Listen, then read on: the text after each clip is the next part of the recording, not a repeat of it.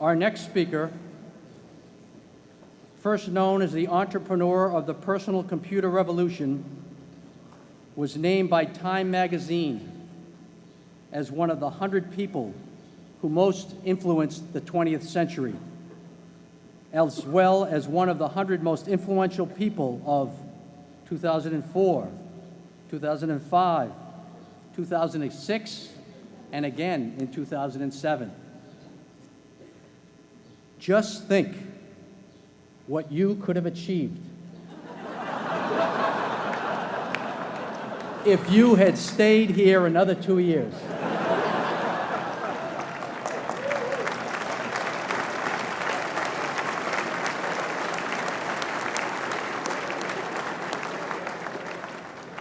He enrolled at Harvard in the fall of 1973, keenly interested in computer science, but without a definite study plan.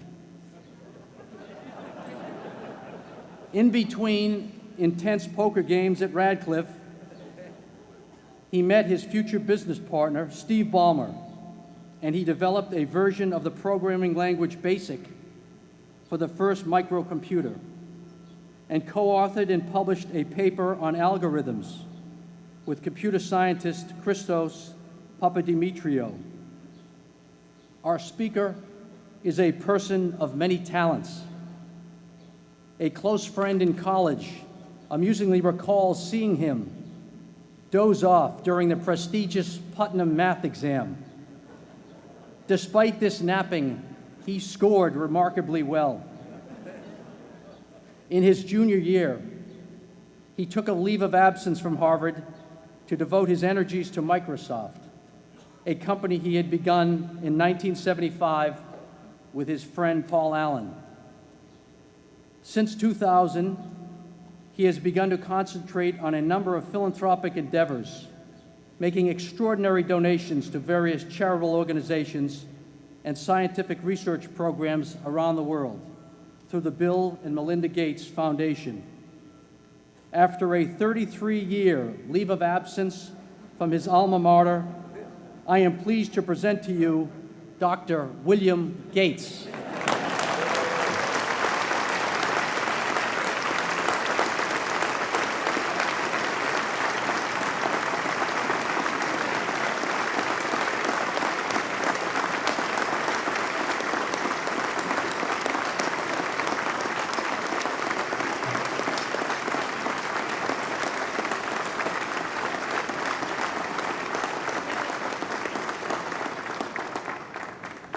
Thank you.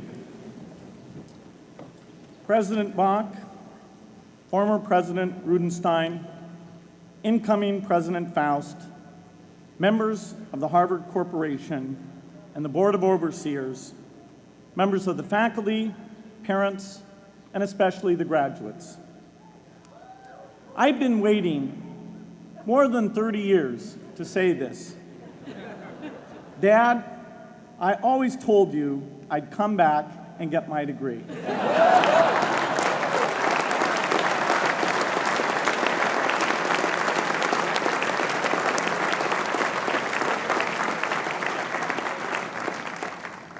I want to thank Harvard for this honor. I'll be changing my job next year, and it will be nice to finally have a college degree on my resume. I applaud the graduates for taking a much more direct route to your degrees. For my part, I'm just happy that the Crimson called me Harvard's most successful dropout. I guess that makes me valedictorian of my own special class. I did the best of everyone who failed. But I also want to be recognized as the guy who got Steve Ballmer to drop out of business school.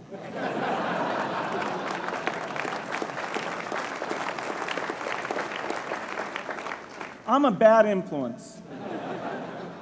That's why I was invited to speak at your graduation. If I'd spoken at your orientation, fewer of you might be here today.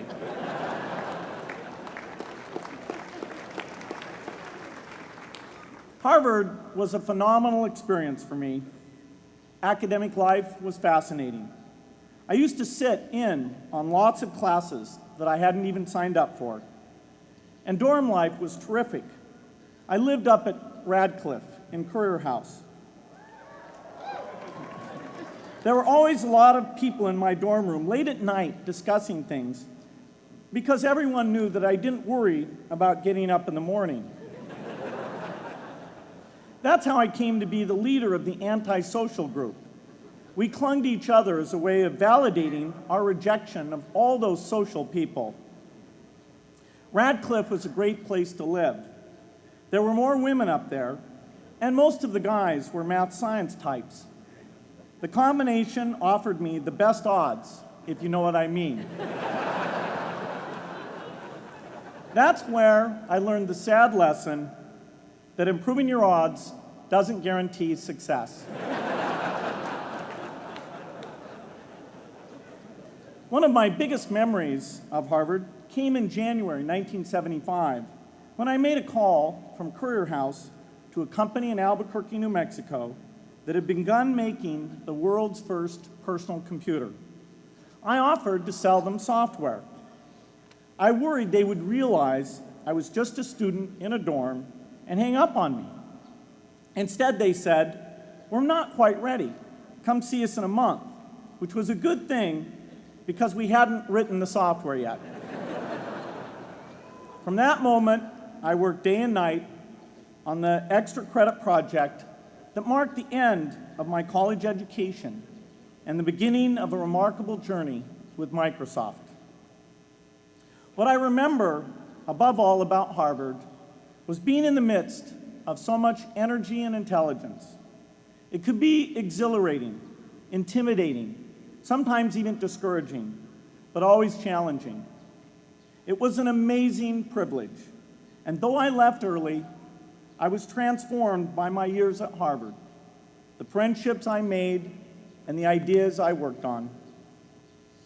But taking a serious look back, I do have one big regret. I left Harvard with no real awareness of the awful inequities in the world, the appalling disparities of health and wealth and opportunity that condemn millions of people to lives of despair. I learned a lot here at Harvard about new ideas in economics and politics. I got great exposure to the advances being made in the sciences. But humanity's greatest advances are not in its discoveries, but in how those discoveries are applied to reduce inequity.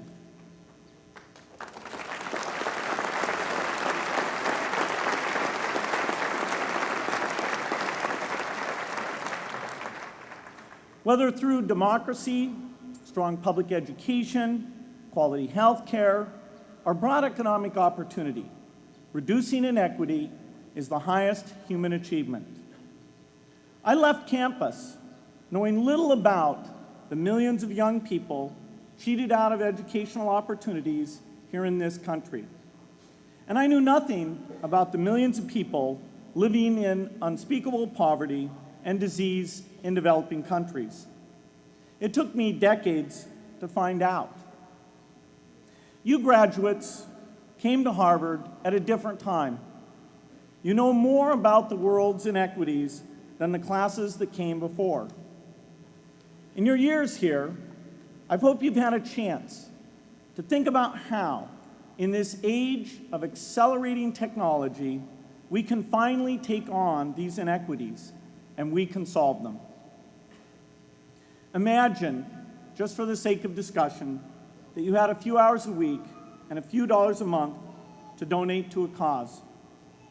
And you wanted to spend that time and money where it would have the greatest impact in saving and improving lives. Where would you spend it? For Melinda and I, the challenge is the same.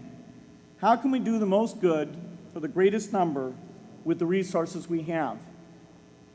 During our discussions on this question, Melinda and I read an article about the millions of children who are dying every year in poor countries from diseases that we had long ago made harmless in this country.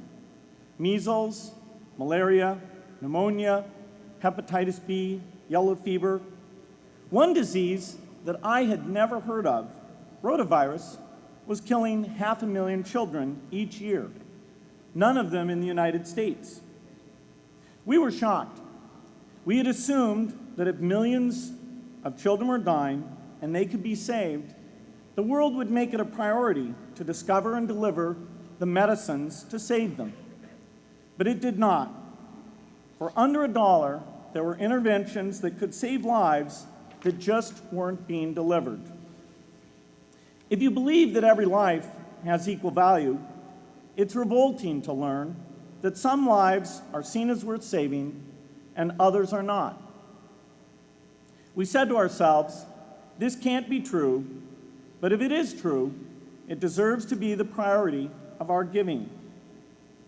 So we began our work in the same way anyone here would begin it. We asked, how could the world let these children die? The answer is simple and harsh.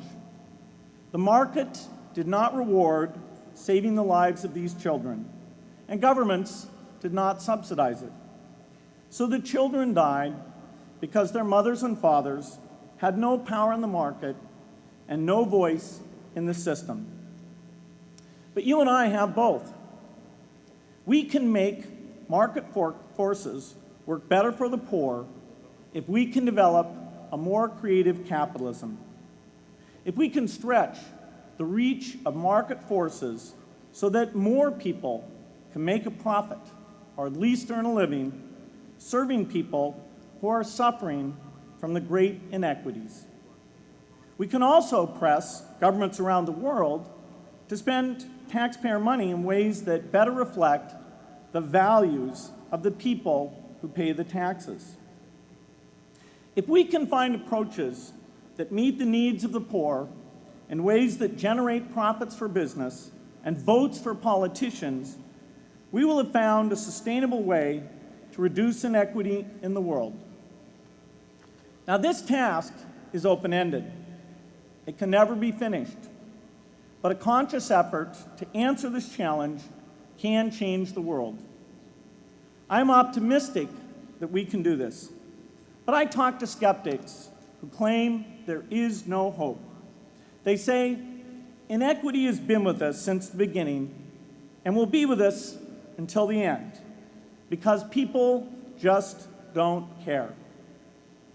I completely disagree. I believe we have more caring than we know what to do with. All of us here in this yard, at one time or another, have seen human tragedies that broke our heart, and yet we did nothing, not because we didn't care, but because we didn't know what to do.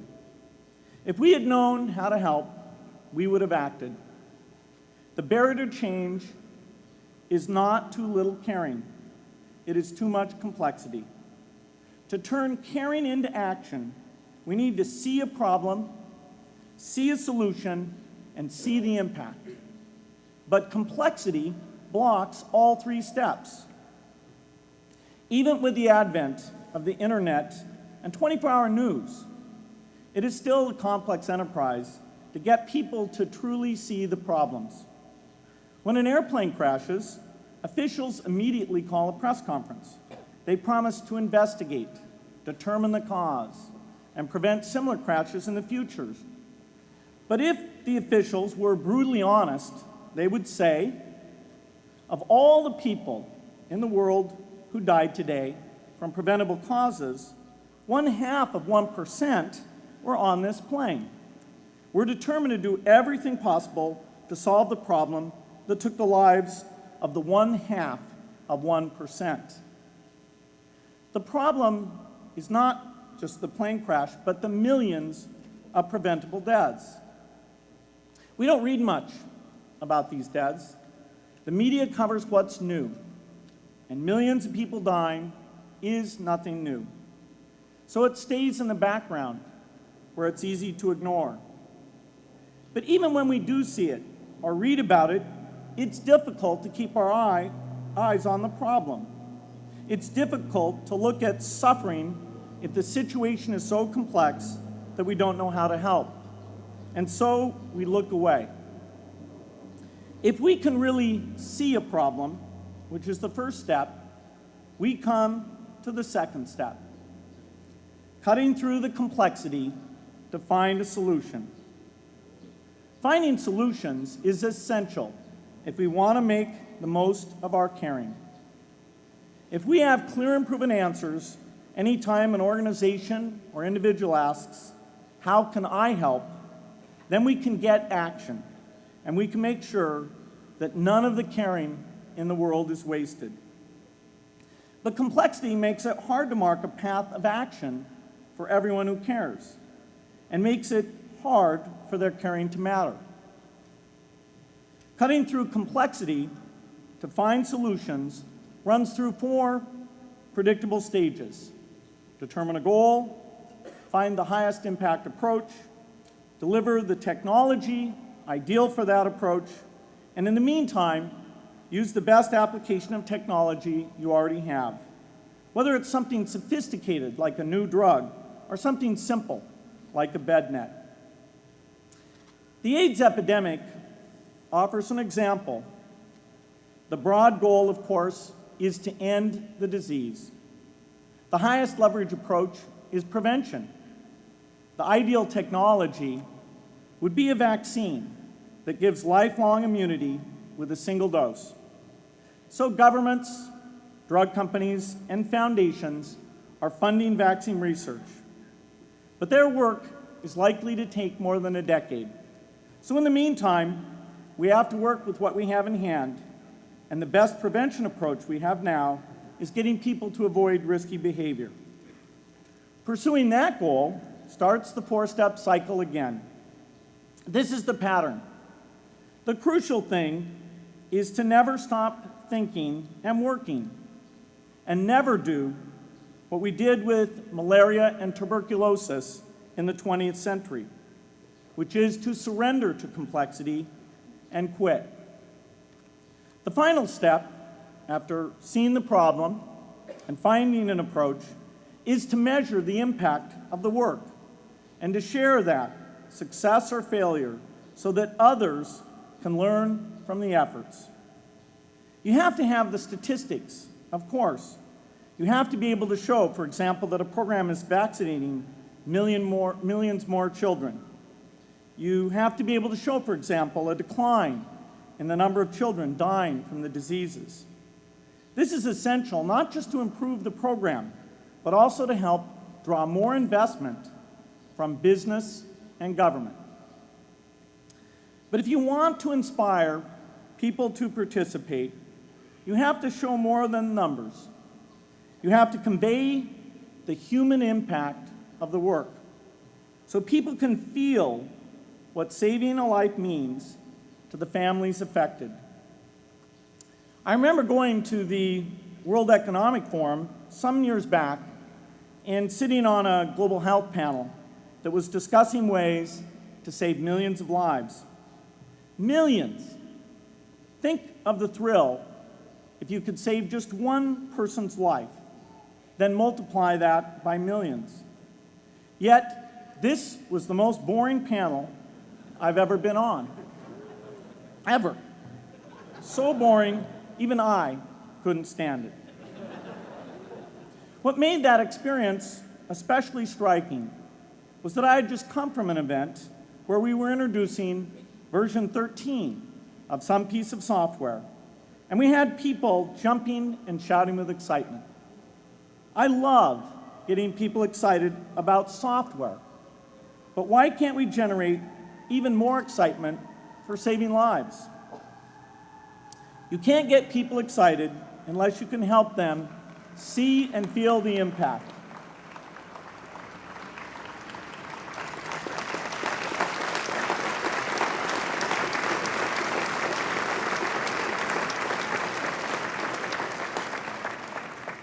The way to do that is another complex question. Still, I'm optimistic. Yes, inequity has been with us forever, but the new tools we have to cut through complexity have not been with us forever. They are new. They can help us make the most of our caring, and that's why the future can be different from the past. The defining and ongoing innovations of this age, biotechnology, the personal computer, and the internet, give us a chance we've never had before to end extreme poverty and end death from preventable disease. 60 years ago, George Marshall came to this commencement, and he announced a plan to assist the nations of post-war Europe. He said, I quote, "I think one difficulty is that the problem is one of such enormous complexity that the very mass of facts presented to the public by press and radio make it exceedingly difficult for the man in the street to reach a clear appraisement of the situation. It is virtually impossible at this distance to grasp at all the real significance of the situation." 30 years after Marshall made his address, which was 30 years ago, as my class graduated without me, technology was emerging that would make the world smaller, more open, more visible, less distant. The emergence of low-cost personal computers gave rise to a powerful network that has transformed opportunities for learning and communicating. The magical thing about this network is not just that it collapses distance and makes everyone your neighbor. It also dramatically increases the number of brilliant minds we can bring in to work together on the same problem. And it scales up the rate of potential innovation to a staggering degree. At the same time, for every person who has access to this technology, 5 people don't. That means many creative minds are left out of this discussion. Smart people with practical intelligence and relevant experience who don't have the technology to hone their talents or contribute their ideas to the world. We need as many people as possible to gain access to this technology because these advances are triggering a revolution in what human beings can do for one another. They are making it possible, not just for national governments, but for universities, corporations, small organizations, and even individuals to see problems, see approaches, and measure the impact of their efforts to address the hunger, poverty, and desperation George Marshall spoke of 60 years ago. Members of the Harvard family, here in the Yard is one of the great collections of intellectual talent in the world. For what purpose? There is no question that the faculty, the alumni, the students, and the benefactors of Harvard have used their power to improve the lives of people here and around the world. But can we do more? Can Harvard dedicate its intellect to improving the lives of people who will never even hear its name? Let me make a request of the deans and the professors, the intellectual leaders here at Harvard. As you hire new faculty, award tenure, review curriculum, and determine degree requirements, please ask yourself, should our best minds be more dedicated to solving our biggest problems? Should Harvard encourage its faculty to take on the world's worst inequities?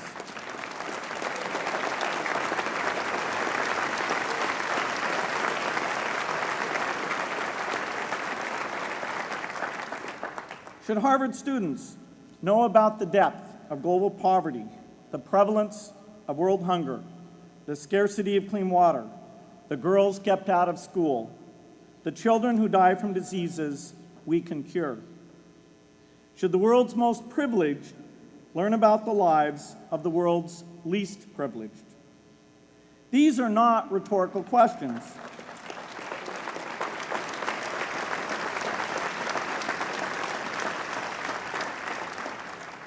You will answer with your policies.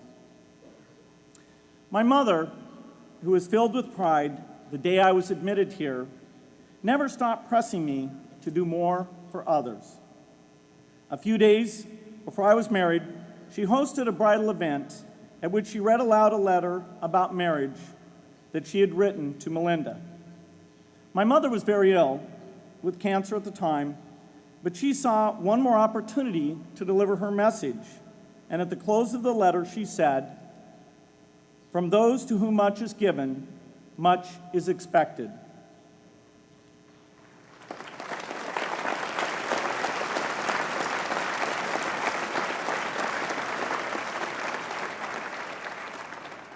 When you consider what those of us here in this yard have been given in talent, privilege, and opportunity, there is almost no limit to what the world has a right to expect from us. In line with the promise of this age, I want to exhort each of the graduates here to take on an issue, a complex problem, a deep inequity, and become a specialist on it. If you make it the focus of your career, that would be phenomenal. But you don't have to do that to make an impact. For a few hours every week, you can use the growing power of the internet to get informed, find others with the same interests, see the barriers, and find ways to cut through them. Don't let complexity stop you. Be activists. Take on big inequities. I feel sure it will be one of the great experiences of your lives. You graduates are coming of age in an amazing time. As you leave Harvard, you have technology that members of my class never had. You have awareness of global inequity, which we did not have. And with that awareness, you likely also have an informed conscience that will torment you if you abandon these people whose lives you could change with modest effort. You have more than we had. You must start sooner and carry on longer. And I hope you will come back here to Harvard 30 years from now and reflect on what you have done with your talent and your energy.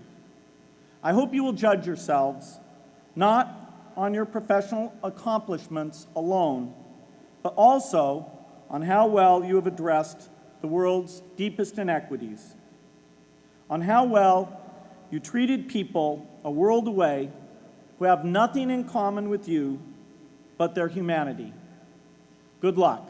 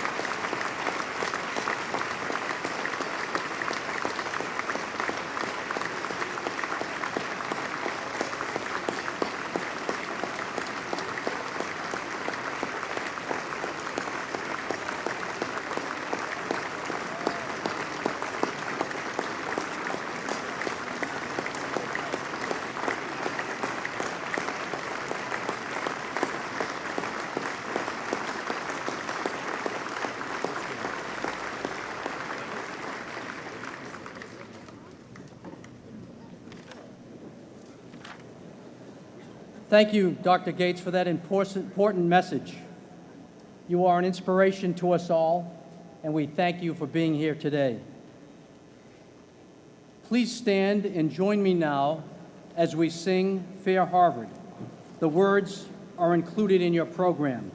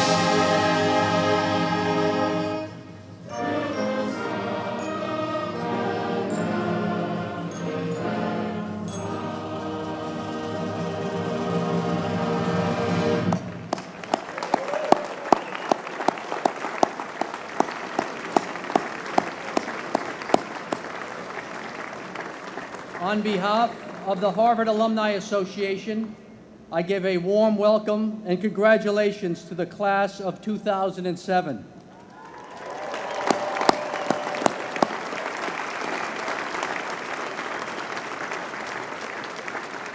I hope you will return often to Cambridge and will remain engaged with our university through the many activities offered by the HAA and the Harvard clubs around the world. In closing, let me quickly add, this year, Harvard is extending a warm welcome to the Cambridge Ridge and Latin School as they celebrate their graduating senior class. This ceremony will be held right here, beginning at 6:30. Our remarkable operations crew will now be getting this space ready for that ceremony. So it's been great to have you all here. I hereby declare that the 2007 meeting of the Harvard Alumni Association is adjourned to be reconvened on June 5th, 2008. Thank you all for coming. And Nancy, we have just heard some very exciting talks, one by Derek Bach, one by Bill Gates, and another afternoon exercise has come to the end. Tell me your impressions. Well, Bill Gates' speech was in keeping with President Clinton's charge to the senior class yesterday to go out, use the intellect, the intelligence, the education that you have had here at Harvard to make the world a better place. Bill Gates talked about his own journey from chairman of Microsoft to thinking about how to give back to the world, and his journey with his wife to discover that diseases are in fact eradicable in our lifetimes. And he and his wife are on a mission to work to eliminate the diseases of malaria, measles, rotavirus, which, as he said, kills millions of people, tuberculosis. He talked about the complexity of these sorts of problems and urged the graduates not to allow complexity to deter them. He likened his mission to the mission of the Marshall Plan, which George Marshall announced here at Harvard commencement in 1947. And he urged the graduates to make the world a better place, even if it was only in their spare time. And with that ringing message, we bring to a close this annual afternoon exercises at Harvard Yard in the Tercentenary Theater. Glad to have had you here and hope you've enjoyed it as much as all of the people in this wonderful theater did.